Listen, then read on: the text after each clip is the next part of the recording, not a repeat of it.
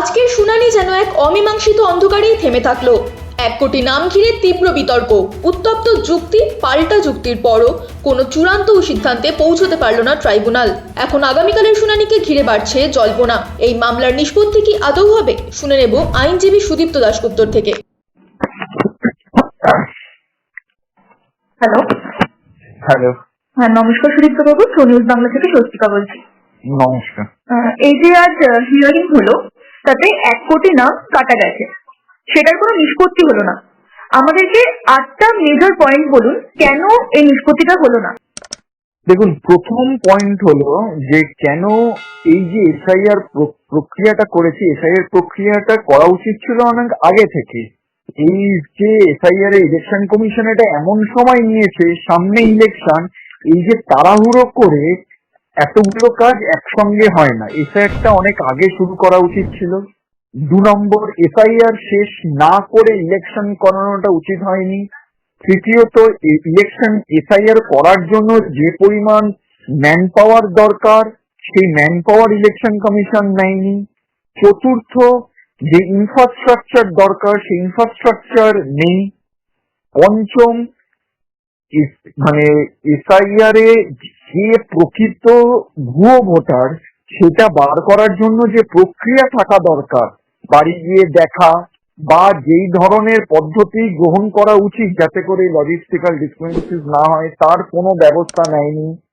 ঠিক এই যে 1 কোটি নাম বাদ গেছে, এই 1 কোটি নাম আজকে শুধু বাদ গেছে বললে হবে না, আন্ডার অ্যাডজুডিকেশন থেকে এটাকে ভোট দিতে পারবে না। ইমপ্লিকেশন কি, আমি একজনের কনস্টিটিউশন রাইট কেড়ে নিচ্ছি, যাতে সেটা না হয়। এই যে একটা প্ল্যান করে এগোনো, সেই প্ল্যানের অভাব। সেভেন্থ, আপনি আবার সেই একই কথা বলতে হয় যে cooperation from the state government zero. আর এইট হলো যে যেহেতু cooperation from the state government zero, আর তাই জন্য ইলেকশন কমিশনও একটা ব্লেম গেমের ওপর চালিয়ে গেছে যে স্টেট আমাদের দেয়নি। কিন্তু ইলেকশন কমিশনের যেই ধরনের সংস্থা যেরকম ভাবে কাজ করা উচিত ছিল তারা সেরকম ভাবে করেনি। কাল আবার শুনানি রয়েছে, কাল কি মামলা নিষ্পত্তি হতে পারে?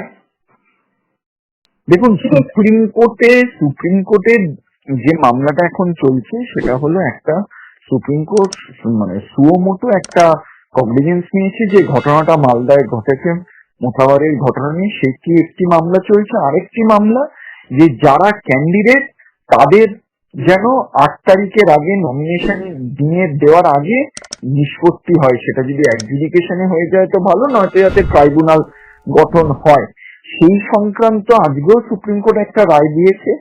কালকে হয়তো সেই মামলা সংক্রান্তই আরো রিপোর্ট জমা দেবে যে ট্রাইব্যুনাল গঠনের জন্য ইলেকশন কমিশন আর কলকাতা হাইকোর্ট কি ব্যবস্থা নিয়েছেন। ট্রাইব্যুনাল এত তাড়াতাড়ি কার্যকরী হবে না, তাহলে সুপ্রিম কোর্টের কাছে আর কি অপশন রয়েছে? 1 কোটি লোককে ভোটার লিস্ট থেকে বাদ দিয়ে নির্বাচন করা, 2 1 কোটি লোককে টেম্পোরারিলি অ্যাড করে নির্বাচন করা, আর 3 হচ্ছে নির্বাচন কেনা। কোনটা হবে?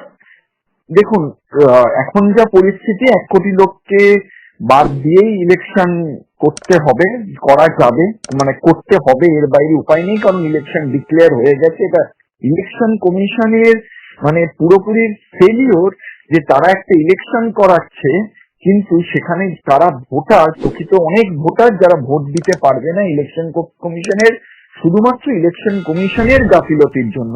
আমি আপনাকে বলতে পারি, আমার কাছেই এসছে এক ভদ্রমহিলা যার 2002 নাম ছিল, যার নামে পাসপোর্ট আছে, তার নাম অ্যাডজুডিকেশনে বাদ চলে গেছে।